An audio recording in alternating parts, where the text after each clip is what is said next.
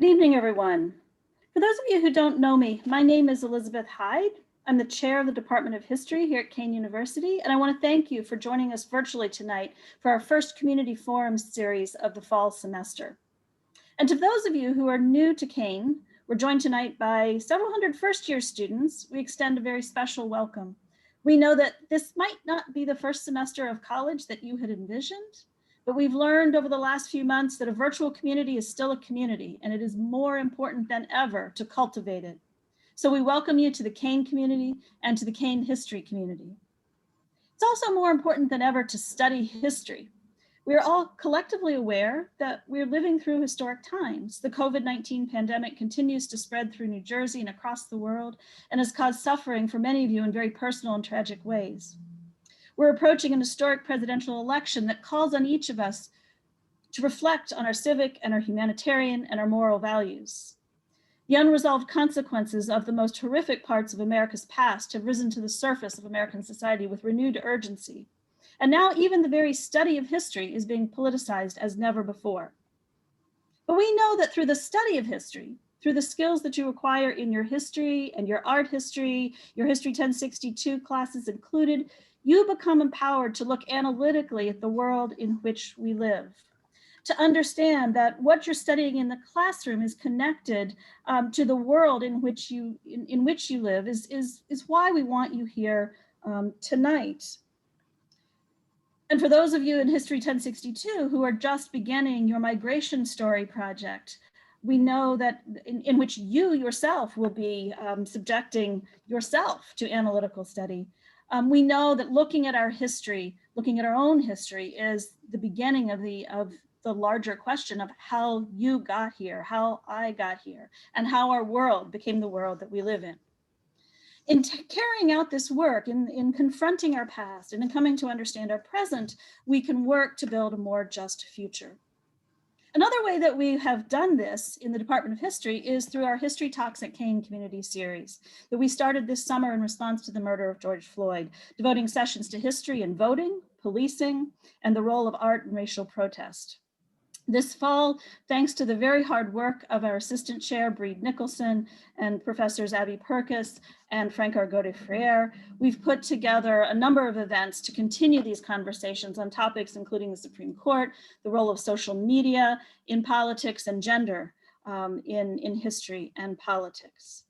Mark your calendars for next Monday, October the 12th at 7 p.m., when we will reconvene for a Columbus Day or Indigenous Peoples Day observation, when we will discuss history, memory, and monuments, and hear from Professors Argote-Freire on monuments to Columbus, Professor Brian Regal on Confederate monuments, Dr. Purkis on the Vietnam War Memorial, and Louis Kacher on contemporary monuments as reactions to contemporary events. But tonight, we launched this fall series with a very important opportunity for you to think about justice, race, and immigration with New Jersey's Attorney General Gurbir Grewal, who is sitting down for a virtual conversation with Associate Professor of History, Frank Argote-Freire. And to introduce the Attorney General, we welcome a special guest, Kean University President Lamont Repollet. Before I will relinquish the virtual podium to him, a few words about the format of tonight's forum. The forum consists of a conversation between Professor Argote-Freire and Attorney General Grewal.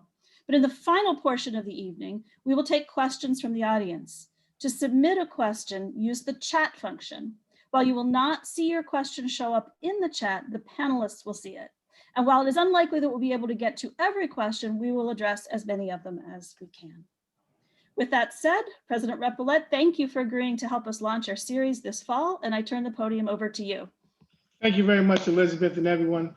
And it's good to see my good friend, Attorney General Gurbir Grewal. Hello and welcome to this important virtual conversation. My professional worlds are colliding today in the very best way. I get to share time with my former colleague in state government, New Jersey Attorney General Gurbir Grewal. It's an honor to be a part of Governor Murphy's administration with him during my time as the New Jersey Commissioner of Education. And also to spend time with the always impressive Kean Department of History faculty, some of the smartest and most engaged people I know. Then of course, this is all of you joining us today, virtually hear from these experts and explore with them the issues of justice and immigration. We come here together today because we share a deep commitment to equity in our society and the protection of the rights that we hold so dear.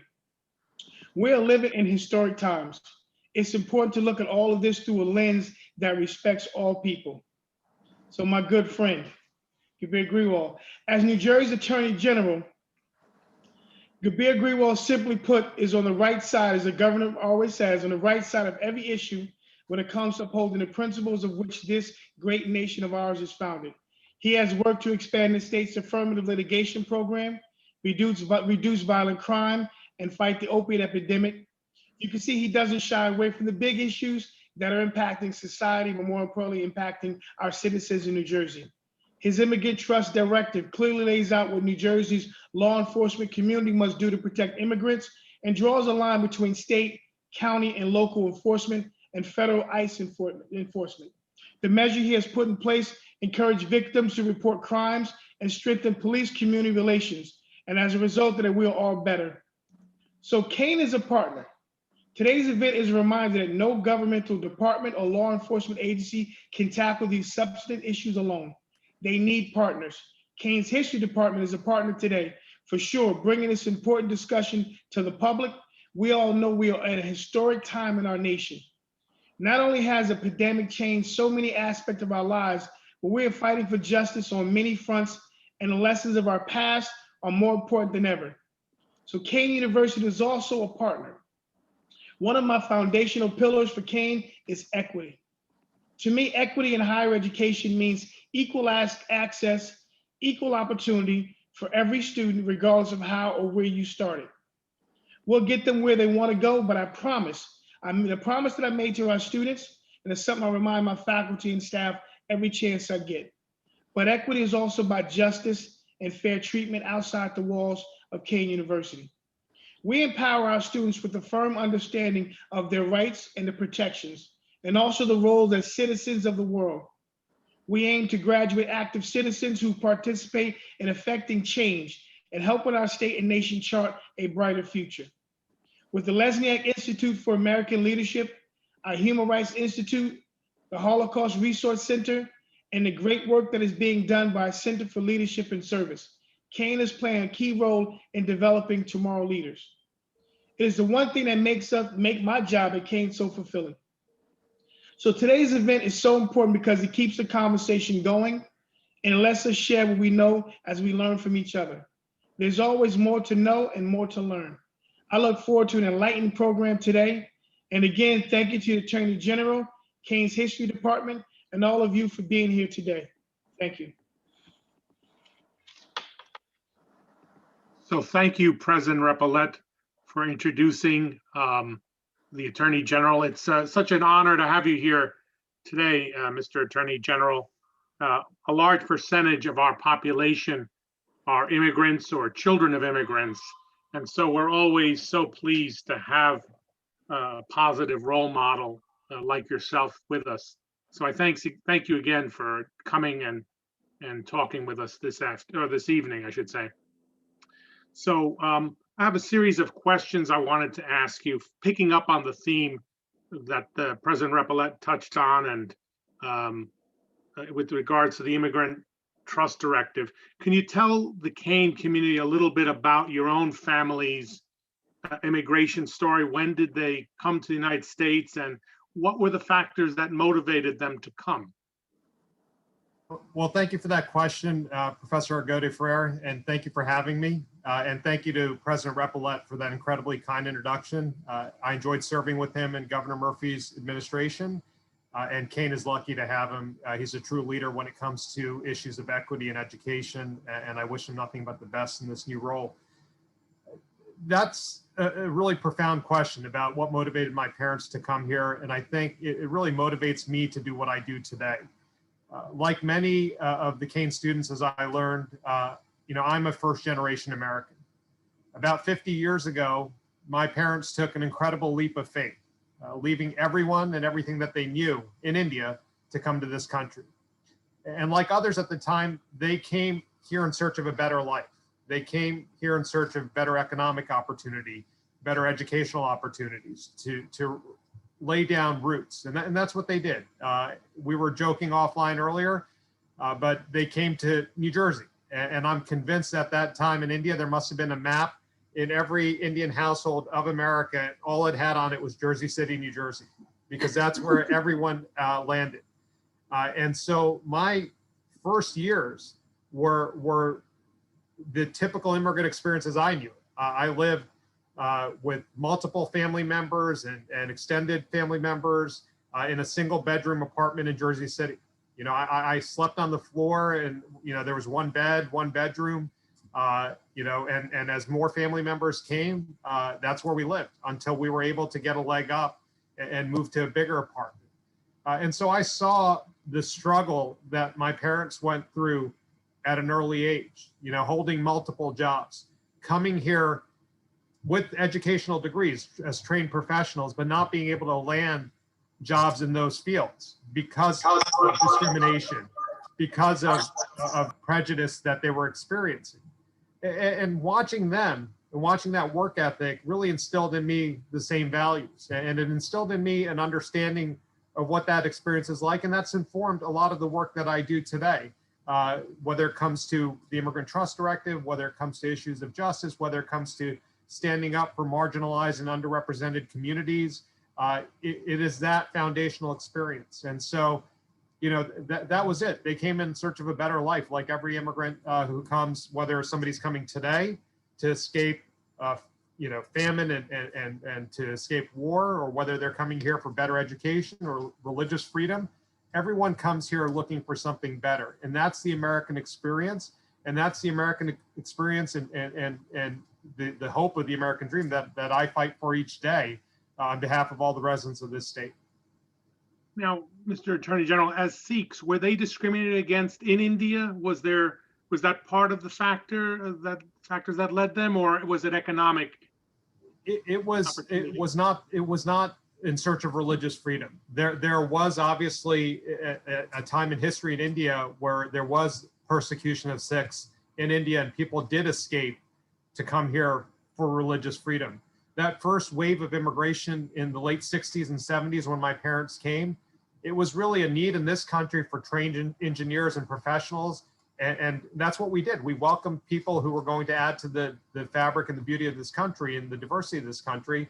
And they came here in search of better economic opportunities and a better life. I mean, listen, my parents both are from Punjab, India, and they grew up on farms without electricity, without running water. They were the first in their families, in my dad's case, to go out and leave his village to get an education. My mom's family was a little bit better off and were a little bit better educated, but her parents were uneducated. And my grandparents on both sides were completely uneducated, and they were farmers.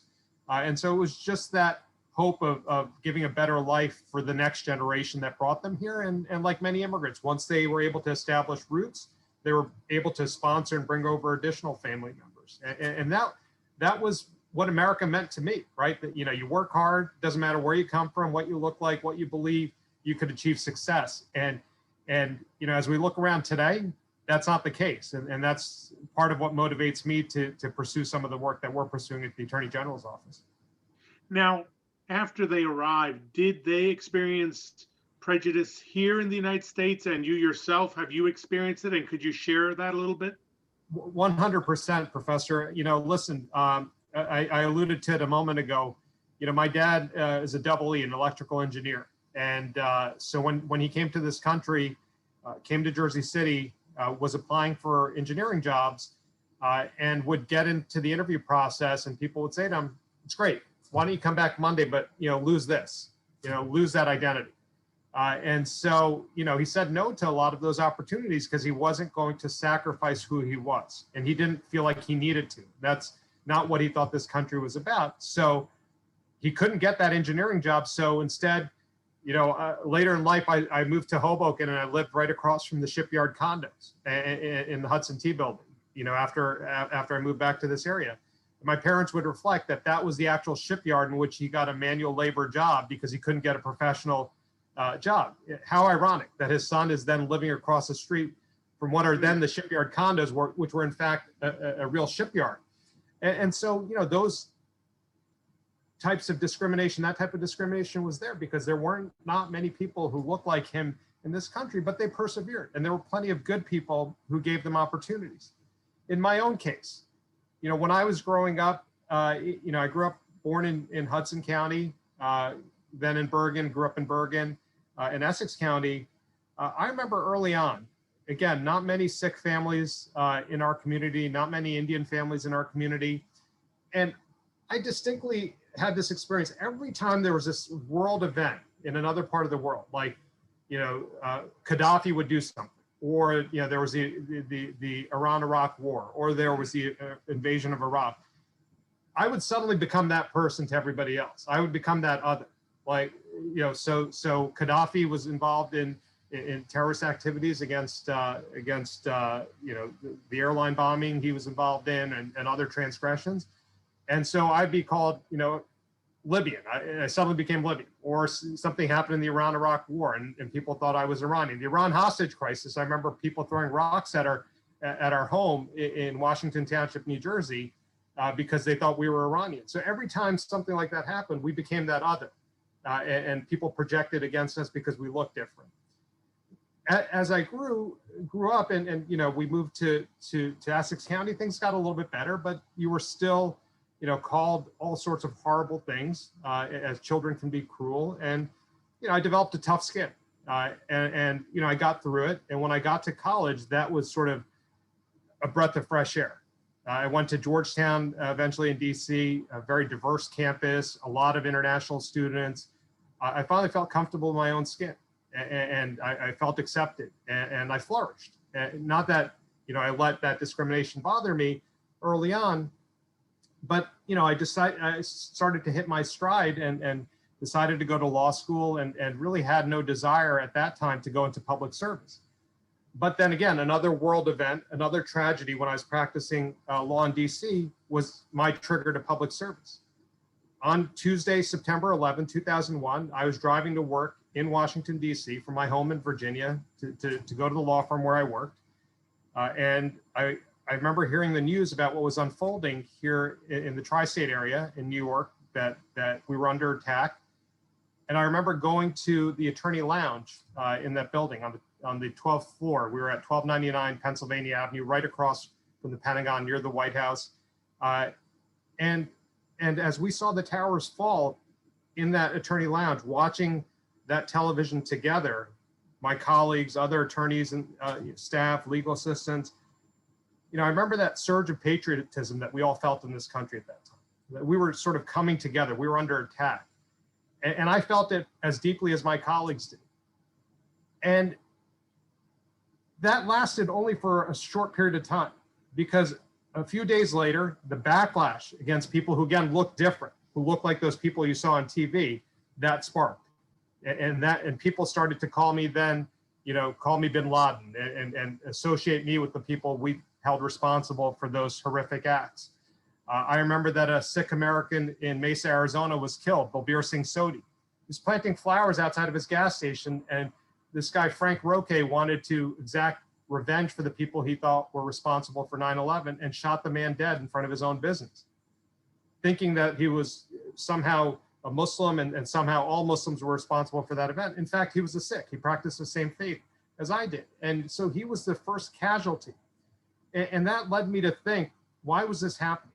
Why was this happening in this country? And I didn't have an easy answer, but I wanted to do something about it. And so that was my trigger to get into public service. I wanted to become a federal prosecutor because I wanted to get up in front of judges and juries looking the way I do, showing people that you can look and believe different and still be part of this great thing that we called America. And so that launched me on this public service career, where I became a federal prosecutor in New York, then New Jersey, then the county prosecutor. And each step, I let my experience inform my work, how I approach the priorities of the office, but I also want to promote understanding through my work, that you don't have to look a certain way, believe a certain way to be American, that we are a diverse state, we're a diverse country, and we celebrate our diversity, and we're all in this together. And so that discrimination on September 11th is what pushed me into public service. I wanted to explore this a little bit. Thank you for opening up about that. I wanted to explore this issue. I remember when I was in elementary school, I spoke Spanish and English, and I felt somewhat ostracized at times Yeah. because of that. And so I was wondering, the turban becomes such an obvious, I don't, somebody's not muted, but the turban becomes such an obvious target. Did you ever feel tremendous stress to stop wearing it? Did you feel that I geez, did. my life would be so much easier if I stopped wearing it? If I just assimilated, if I just cut my hair and shaved, at that point I didn't have a beard, but if I stopped adhering to the articles of my faith, certainly I felt maybe I would avoid this. And, but then it's those experiences you have when you're younger, when you see your parents struggling to maintain their religious identity in the face of discrimination and working through it and telling you about all the sacrifices they made and learning more about your religious tradition. And in my case, like many other immigrant children, I was raised by my grandmother while my parents worked. And it was Me too. I had that experience. And I remember, it was the values that she instilled in me that, that this is something you have to fight to hold on to. We came to this country, for better opportunities, but not to lose who we are as a people. And so that's why language, culture, all these things are important to me. And I try to pass it down to my kids. And what's interesting is, when I was a kid, and you can probably relate to this, when friends were coming over, I'm like, Mom, don't cook the Indian food. Don't make the house smell like Indian spices. Don't, like you wanted to fit in and you don't want to, be made fun of for something as silly as that. I see my kids now saying to their grandmother, my mother, can you make me some Indian food to take to school to have lunch? Because all their other friends, their parents are going to Whole Foods to the hot bar and buying them Indian food to take to lunch. It's, they're eating edamame and sushi now, right? It's like they're not being made fun of because they're food. I think, I don't know if that's because we've evolved so much, but we're a much more diverse state and a diverse society where we're a little bit more accepting, I think. But listen, I released a report today, a youth bias report, and I encourage everyone to look at it. Despite as diverse as we are as a state, bias crimes in this state are up 75% in 2019 as compared to 2018. And the majority of that increase that we're seeing, or the troubling part of it, is among young people. So, we still have a problem as far as we think we've come here in this state, in this country. And, listen, we could talk a whole separate session about the national political rhetoric contributing to it, the president's rhetoric contributing to that rise in bias crimes, but we still have to be vigilant, even though our kids are not afraid to bring Indian food to school now or intimidated to. But, so I did feel the challenge to answer your question to assimilate. I'm glad I didn't. I think it's made me stronger as a person. I still face discrimination today in my job. Read any of the online comments for any of the articles about my work or about my office. Read the mail that I get. Read the comments on our social media. I don't anymore, but I'm told that they're pretty hateful, and a lot of them are directed towards my identity.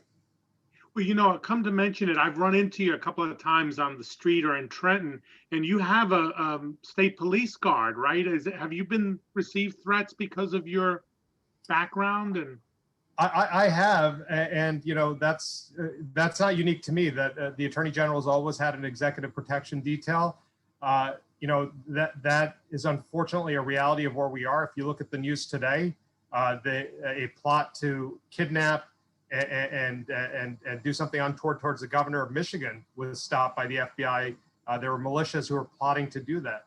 Unfortunately, we are at a point in this country right now where there's a lot of hate, there's a lot of animus, there's a lot of deep political divisions, deep sort of divisions on all sorts of based on all sorts of beliefs, and people are just there on the edge. And that's why we have to be careful in our rhetoric and not to push that person who's sort of close to the edge to commit that type of conduct. And so, that report we released today speaks to a lot of those issues, and we have to be very careful, unfortunately.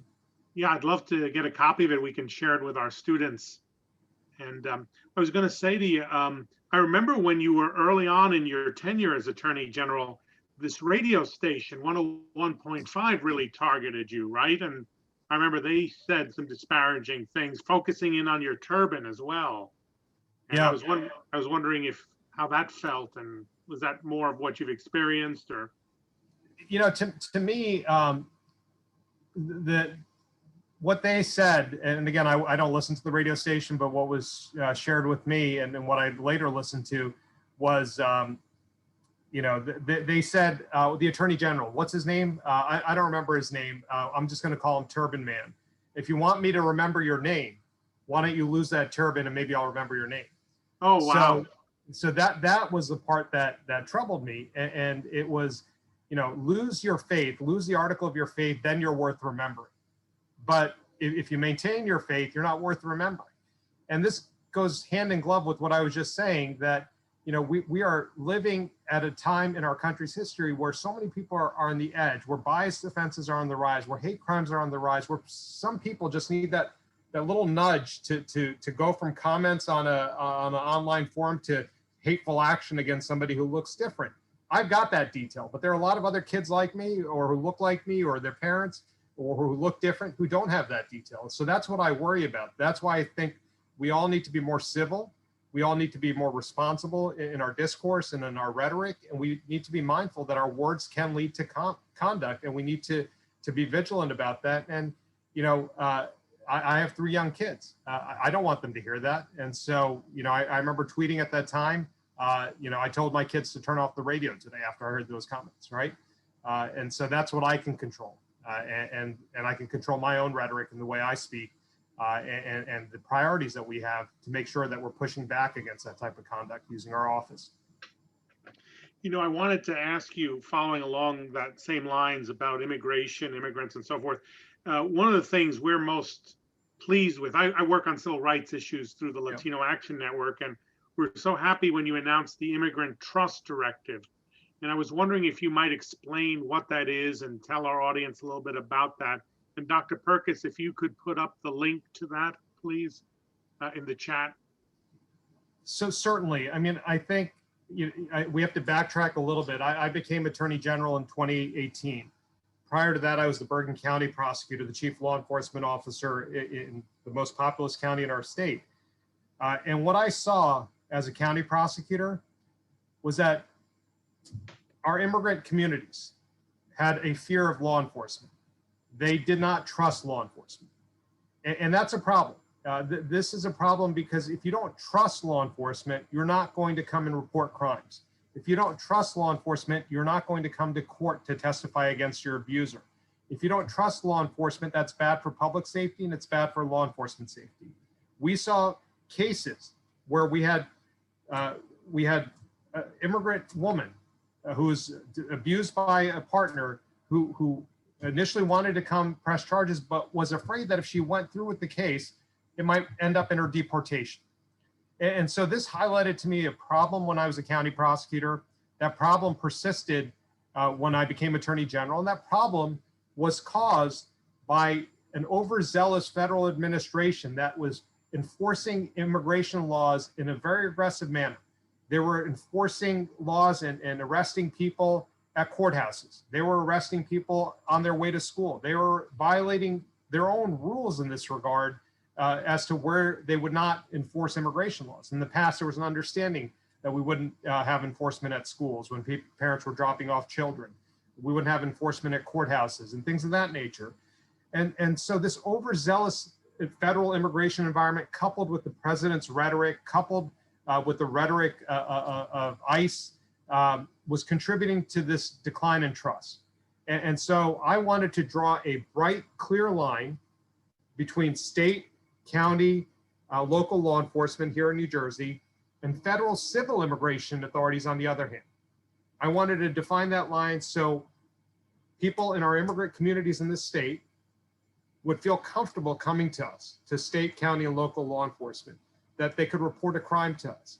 And so when we issued the Immigrant Trust Directive, we made clear to all 38,000 police officers that federal civil immigration enforcement, that's the role of the federal government. We're not here to do that. If they want to do their jobs, they should do their jobs, but we're going to do our jobs. And in order to do our jobs, we're going to need the trust of the people who we serve. And so we're not going to participate in federal civil immigration raids. We're not going to lend our resources to the enforcement of federal civil immigration laws. We're not going to participate in task forces on the enforcement of civil immigration orders. And I say civil because we do participate with ICE on criminal investigations. That's our role. But we also wanted to make clear to folks who felt vulnerable that coming and reporting a crime to us is not going to result in their deportation. Coming and reporting a crime or testifying in court against an abuser won't mean that they're going to end up in deportation. So that's the impetus for the Immigrant Trust Directive. I announced it at Liberty State Park. I was surrounded by the county prosecutors from our large counties, our major city police chiefs, and it made perfect sense. And it was overwhelmingly supported by law enforcement executives in this state. It's been challenged unsuccessfully by a number of law enforcement entities. A couple of sheriffs in 2 counties challenged our ability to issue this directive, but those challenges were beaten back in court.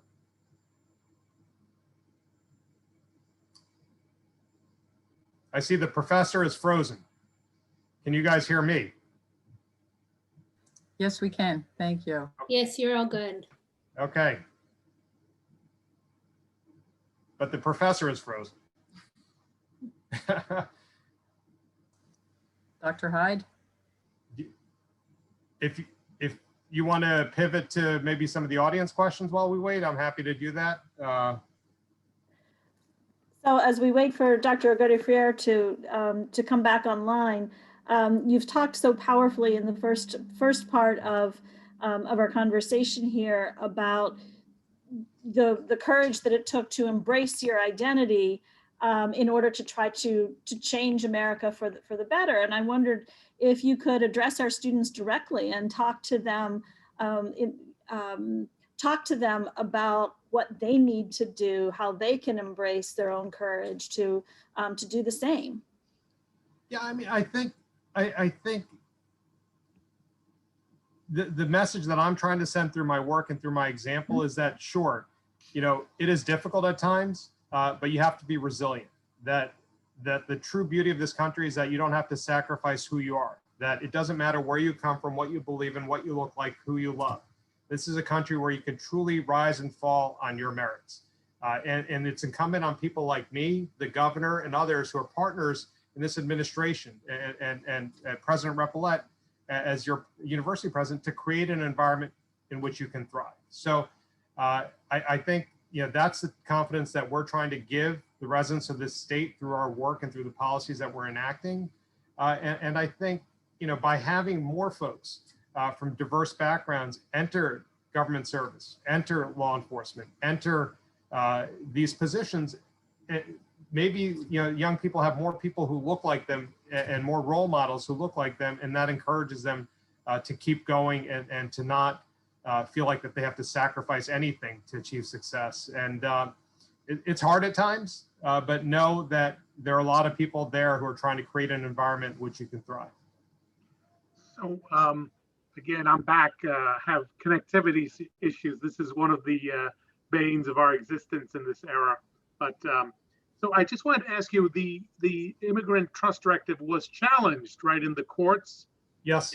And I think it was Ocean County, right? And are the challenges— Ocean County and Cape May County. Have you succeeded in overturning those challenges, or are they ongoing? Sure, we were sued in federal court by both those counties and the elected officials there. You know, the other aspect of the Immigrant Trust Directive is that there is something called 287G agreements that some jails have, where they share information with immigration authorities about the people in their custody, and we put an end to those types of agreements because we thought they blurred the line as well. And then we wanted our jails to take basic steps, right, to advise individuals in their custody that they had certain rights, that if somebody from immigration wanted to interview them, that they had a right to an attorney, that they had a right to say no. Just basic constitutional safeguards and procedural safeguards which apply to everybody. And so, you know, those are some of the things that were being challenged: the end to the 287G agreements, the trust directive, my authority to issue it, the warnings that we wanted to have people provide individuals in custody before they were interviewed, basic due process rights and basic constitutional protections. And those challenges were unsuccessful. Chief Judge Wolfson in federal court batted back all those challenges in a pretty sweeping opinion. And so now those parties are again challenging the trust directive now in a new forum. Now they've sued me again in state court. So they lost in federal court and now are proceeding in state court. And we're confident that the trust directive is well-founded, it's lawful, it's within my authority as Attorney General to issue it. I didn't exceed any of my powers in doing so. And that's one thing, just as a point of education or clarification for the students. The Attorney General in New Jersey is much different than in other states. In New Jersey, you're the lawyer for the state. So we represent every agency of the state as their lawyers. I have a Department of Law and Public Safety that I have the privilege of running. There are 8,000 people that I'm responsible for, about 16 divisions. But I also have complete criminal authority. And not many attorneys general have that. So I have supervisory authority over the 38,000 law enforcement officers in our state, the ability to issue directives for the uniform administration of the criminal justice system. And that's the power I use to do this. And then I have the ability to oversee all 21 of our county prosecutors. So it's a pretty broad ranging authority as compared to other attorneys general. And that's one of the things, I could spend my day suing the Trump administration when they're enacting policies that we believe are unlawful. But we're not viscerally against the federal government. We only get involved using our litigation authority against the government if they do something that's unlawful and if it affects New Jersey. So, when they were trying to repeal DACA, we got involved to push back. When they're trying to repeal the ACA, we got involved and are pushing back. When they're trying to enact environmental laws that permit offshore drilling off the coast of New Jersey, we get involved and push back because we believe the way in which they're doing that is unlawful and it affects New Jersey. So those are the questions we ask in the litigation context.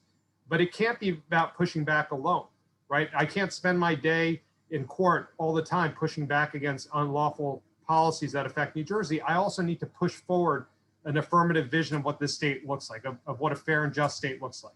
That's where using authorities like the directive authority that I have to issue the immigrant trust directive comes in, that we're building a vision here, a model for other states to follow on how you could improve public safety, improve trust between law enforcement and community by pushing forward these thoughtful policies that bring communities together and build that trust between law enforcement and community. And in the wake of the killing of George Floyd in Minneapolis and the largest protest movement in our nation's history, where people are calling for deep and structural changes to the criminal justice system, to policing, we're using that same authority to enact pretty bold policing policies that focus on professionalism, transparency, and accountability. But that's, again, we didn't start that in May in the wake of these protests. We've been doing that since 2018 and before that, since we got into office. So that's a pretty broad authority that I have to issue directives, and we're using it in a number of positive ways, I think. Yeah, that actually leads into my next question about George Floyd's murder. And do you have any sense of what areas need to be reformed in law enforcement? What needs to be done to improve the relationship between communities of color and law enforcement? What are your thoughts on that? Yeah, listen, I think we're all reeling still from the images of George Floyd's murder in Minneapolis in May. I think because we were all quarantined at home and we were watching that news cycle play out over and over again, it had a deeper impact than it would have had if we were in an ordinary time where it was just part of a news cycle. I think the confluence of two pandemics happened there. You had the COVID-19 pandemic on the one hand, and you had this national pandemic of racial justice happening at the same time in light of the killing of George Floyd. I think the killing of George Floyd, the killing of Breonna Taylor, the unlawful killings of others before and since, unfortunately, have laid bare deep systemic injustices that exist in our criminal justice system, in our education system, in housing, in all other areas, all sorts of areas. And what this protest movement has laid bare is something centuries in the making, right? Because this didn't happen overnight. What we're countering right now is the history of slavery, the history of Reconstruction and Jim Crow, the history of mortgage redlining, the history of mass incarceration, the history of the failed war on drugs, the history of Eric Garner and George Floyd and all these other injustices. That's all coming to a head right now. And so I think what it's highlighting is that in certain areas, there's no trust between law enforcement and community. In other areas, it's frayed. And I need that trust. We need that trust. And I'm just talking about policing. I'm not talking about all the other systemic issues that need to be resolved. But when it comes to policing, we need that trust. Where it doesn't exist, we need to build it. Where it's been frayed, we need to repair it. And where it is strong, we need to make sure it stays strong. Because that trust, that legitimacy that comes with it, is what allows law enforcement to do their jobs. Again, going back to the trust directive. If you're in an immigrant community or in a Black community, or if you don't trust your cops, it doesn't matter. You're not going to go to them for help, right? It makes everything more difficult. So what I've undertaken since 2018 is to promote policies that help build that trust.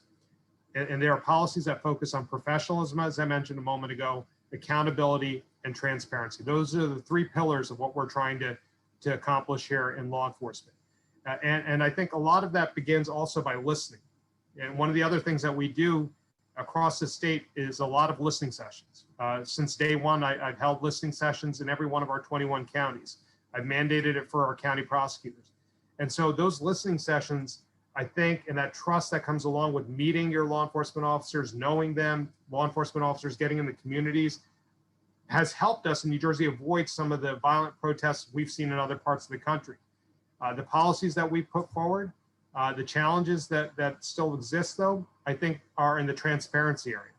You know, I'm trying to push forward policies that would make the discipline of law enforcement officers public. And that's received a lot of pushback recently, because I think you, the public, have a right to know how we're doing. And if we're falling short, like any other profession, if I fall short as a lawyer, my discipline becomes public. And you know, well, you look me up and you'll know that I've been disciplined. And I think we need to do that because at a time when folks are not trusting their police officers and feel like police officers are protecting their own, we need to show that's not the case, that the 38,000 cops in this state act honorably, and where they don't, we'll hold them accountable, and we're transparent about it. A few months ago, we had a Reverend Charles Boyer. I know you're familiar with the Reverend, the head of Salvation and Social Justice. He would like to see disciplinary review boards set up on a county level. Does that idea resonate with you? Does that seem like a good idea to you? I don't think on a county level it makes sense to me. There is a push for civilian review boards. And again, we could talk all night about the steps we've taken in New Jersey. I'd encourage you to go to our website and look up our Excellence in Policing initiative, which lays out the 20 or so different policy initiatives that we've put forward. I have tried to increase the effectiveness of our internal affairs process to make that more transparent, more effective, because I do think improving that is a key way to hold law enforcement officers accountable.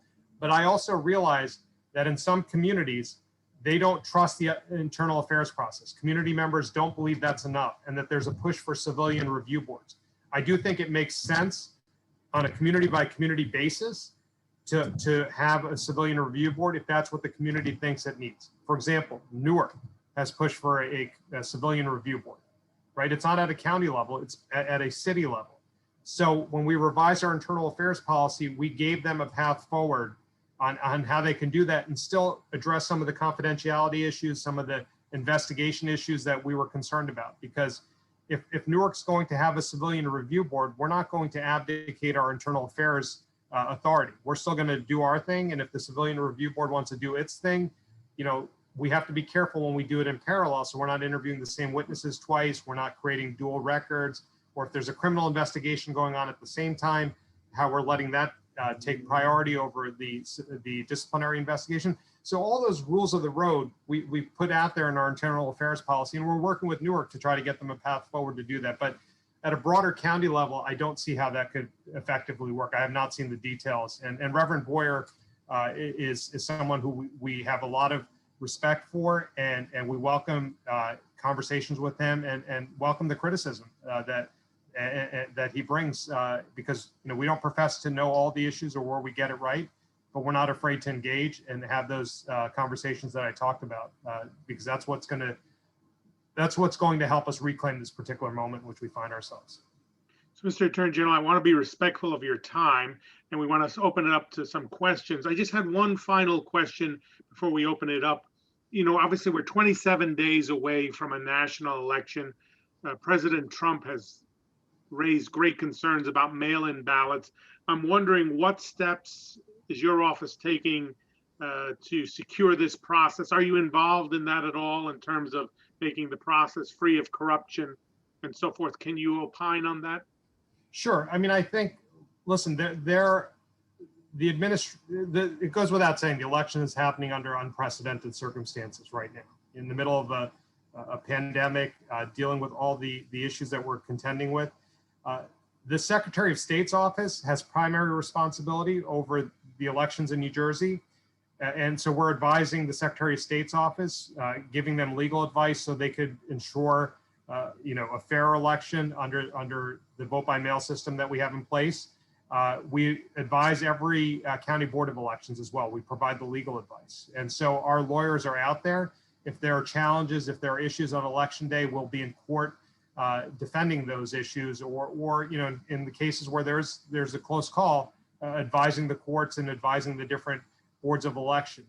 The other place in which we're involved is, for example, when the U.S. Postal Service, under the Postmaster DeJoy, was taking steps that we thought were interfering with the election, slowing down the delivery of mails, reducing the number of machines and reducing the number of trips that postmen can run. We took steps and joined other attorneys general to push back against the USPS, and we won in court. And they were enjoined from taking steps that would delay the mails, which we thought was an effort to suppress the vote, because we were going to have a large vote by mail system in New Jersey. The other thing that we're doing is that we're also pushing back against challenges from the Trump campaign and the Republican National Committee to our vote by mail system that we've established in New Jersey. We think people should be able to vote freely and safely.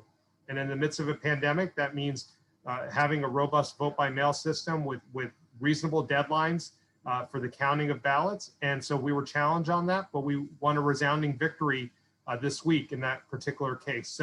So we're vigilant. We're also going to be vigilant if there's people who are going to try to intimidate voters on their way to the polls through our law enforcement presence. And again, trying to be there to protect people if people are doing anything to harass people from exercising their rights. So it's been really great, and this rapid fire series of questions, I really enjoyed it. There are some questions from the public. Sure. And I know you have to leave soon. I know you have another engagement, so I thought we might take a few of those. Sure. Now. So Dr. Hyde, do you have them, a couple of questions from the audience to pose to the Attorney General? And thanks again, Attorney General. We really appreciate it. Oh, thank you. My honor. And I hope to listen. This is not because of Dr. Repollet. I would love to come back in person when the circumstances permit. I think one of the best parts of this job that I have is talking to young people and hopefully, encouraging them to pursue a career in public service because we need to get this right now. And my hope is in the next generation. If we have young people out there who have some spare time to read, I would encourage them all to read Professor Glaude's Begin Again. He's a professor of theology at Princeton, and he talks about the particular moment in which we find ourselves in our nation's history as being our third moral reckoning as a country when it comes to issues of race and justice. The first being Reconstruction, when we didn't get it right. The second being the missed opportunity of the civil rights era of the mid-20th century. And this is our third chance at this. And so we need to get this right. We need to address the original sin of this country. We need to address the systemic biases that persist as a result of it.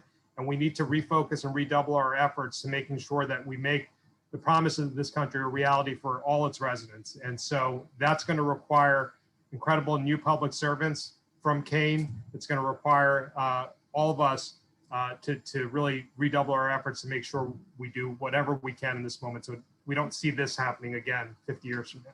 Well, thank you for this rich conversation. Dr. Hyde has a couple of questions before you leave. Yes, thank you. Thank you, Attorney General Grewal. To draw on the questions that have come in through our chat, I want to start with the point that you just raised about the importance of public service. We have two related questions to that. One is from one of our students who is wondering what future in public service you see for yourself. Do you have larger political ambitions than your current role? But also related to that, can you talk to our students about the importance of public service and they're interested in public service, what they need to be doing as students at Kane right now? Yeah, so, you know, I didn't really get into detail on my public service career path at each step. My goal right now is to do everything I can to leave my office better than I found it and to leave the state better than I found it. And that's sort of been the guiding principle for me throughout all my public service. When I was a federal prosecutor in Brooklyn, I just wanted to be the best possible federal prosecutor I could be. I wanted to, as I mentioned earlier, show others through my work that you didn't have to look or believe a certain way to represent this country. And so every day when I got up in federal court and said, you know, Gurbir Grewal for the United States, good morning, Your Honor, that's all I wanted to do, and I wanted to do it well. And I continue to do that as a federal prosecutor in New Jersey. And, you know, we talk about politics. A Republican governor somehow heard about my work. I never worked for Governor Christie when he was the U.S. attorney. And his office reached out to me and they said, hey, are you interested in being the Bergen County prosecutor? And I said, what? You know, I had to Google what the Bergen County prosecutor did because I had spent my life in the federal system. But I thought it was another opportunity to give back and make a difference and really improve the community in which I lived in that case through my public service. I put my head down and I did that. And then somebody saw what I was doing there and I got a call from the Murphy team. You know, I've never politicked, but now a Democratic governor called me to see if I was interested in being Attorney General. And I started an interview process for that job. I say that, you know, with a long way of giving the advice that I think, you know, when you're in a particular career, the best advice I can give you is just to put your head down and do the best possible job you can in that particular job, because people will notice. People also notice when you're trying to angle for things. I've supervised thousands of people and it becomes transparent to me. And the other advice I would give to anybody wanting to pursue any career, particularly one in public service, is the margin for error is very little. I say that because so much of what we do in public service depends on everyone clearing a background check, everyone going through a robust, you know, interview process. So, you know, you don't have the luxury to stray off that straight and narrow. So you just need to be focused. If you want to go in law enforcement, if you want to go to be a prosecutor down the road, you know, that's one piece of advice. The other piece of advice I would say is try everything. Internships, externships. You know, we have a tremendous number of opportunities, even during COVID, for criminal justice majors. We have opportunities for individuals who want maybe to pursue a career as a detective to come intern with us, or to be a civil investigator in our civil rights division. Look at our website. The AG's office, like I said, is huge, and there's a lot of opportunities, and you could find your path. You'll also meet people, and those people will remember you when you're going through an interview process later. So cement your reputations early. When you're working in a job, this is a big world, it's a big department, but everyone sort of knows each other in this law enforcement, this legal world. And if you develop a reputation early for cutting corners, that's going to stay with you, because, you know, when I call somebody to check a reference or when they call me, you know, that sort of information passes behind the scenes. And so, you know, guard your reputations, cement them early, cement them for being hard workers. And, you know, I think those are some things that have worked for me and perhaps could work for each of you as you're trying to find a path in public service. Wonderful. Thank you. Thank you very much. We have one more question from a student along the same lines, seeking similar professional advice, but asking how to do that job in criminal justice, in law enforcement, how to approach the job to be able to perform with success and clarity, help in serving the public, becoming close to the community. Basically, a personal question about how to be the kind of positive law enforcement person that you've described as being so important to making the kinds of ground level social changes that we need to see. I think it's, you know, it's empathy, right? It's empathy and understanding. I think, you know, don't undervalue conversation and just human connection. When I started this program called 2121. I alluded to it earlier, 21 counties, 21st century policing. It was simply about going into the community and meeting people and talking to them, requiring each of our county prosecutors to hold quarterly community meetings to build relationships and just to go and know who your residents were and who your constituents were, what their concerns were. And I think that just on a basic level, that's how you build trust. You know, you build trust in church basements, you build trust in community centers, you build trust by having town halls, you build trust by people knowing you on what we call those blue sky days when there's nothing going wrong outside, and where you get to know each other under those circumstances, because there are going to be days when you're going to have to rely on that trust. So I think, you know, having that empathy, having that conversation, and getting to understand each other, it sounds trite and it sounds basic, but it is really one of the most profound things we can do in public service. You know, and I've said this before in another virtual setting. You know, I did one of these Zooms with my colleague, Gurbir Grewal, who's the Attorney General of Illinois. And, you know, I thought I had experienced discrimination, and the professor and I just talked about some of my experiences. I thought that uniquely situated me to address issues of social justice and racial justice. I was wrong. I was in this town hall with Gurbir Grewal, who talked about, as an African-American, as the Attorney General of Illinois, at the first time when he was growing up in Chicago when a police officer pulled a gun on him. The second time a police officer pulled a gun on him and stopped him. The first time it happened to his son. This was when Gurbir Grewal had become state senator and was filling Barack Obama's then vacated state Senate seat. I will never have that experience. I have experienced discrimination, but I have not experienced what it's like to be a Black man in America. But I could have empathy, and I could have that conversation with my colleagues like Gurbir Grewal, and I could connect and understand and say, you know what?